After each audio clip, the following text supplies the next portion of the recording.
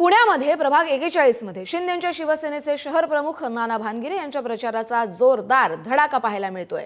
याच वेळी नाना भानगिरे आणि शिवसेना उमेदवार सारिका पवार यांच्यावरती अज्ञातांनी दगडफेक केली आहे। तर माझ्या गाडीवर हल्ला केला, पण हडपसरमधील जनता विकासाला मतदान करून शिवसेनेला भरघोस मतांनी निवडून देईल असा विश्वास नाना भानगिरे यांनी व्यक्त केला आहे। हडपसरमधील जनता शिवसेनेच्या सगळ्या उमेदवारांना प्रचंड मतांनी निवडून देईल आणि 16 तारखेला विरोधकांना हल्ल्याचं उत्तर मिळेल अशी प्रतिक्रिया नाना भानगिरे यांनी दिली आहे। नाना भानगिरेंशी संवाद साधले आमचे प्रतिनिधी बालाजी पोद्दार यांनी। पाहूयात।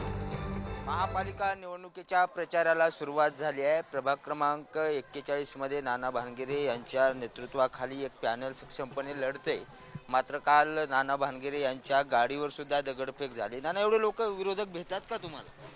ते आता विकास कामाच्या जोरा आम्ही निवडणूक लढवतो, त्यांच्या लोकांपर्यंत जनतेपर्यंत घेऊन जायला काय नाही, त्यामुळे त्यांच्या पायाखालची वाळू हल्ल्यामुळे ते असे कृत्य करतात। पण ते जे निकोनी कृत्य केले, ज्यानंतर फुटेज आल्यानंतर निश्चित त्याच्या मी पत्रकार परिषद घेऊन त्याच्यावर चर्चा करेनच।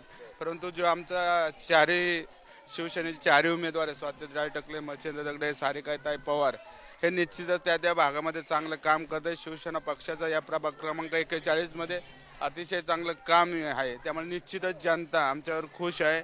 आम्ही ज्या ठिकाणी जातो मतदारांना आनंद आहे, उत्साह आहे आणि त्यांचं मत ठरलेलं आहे शिवसेनेला।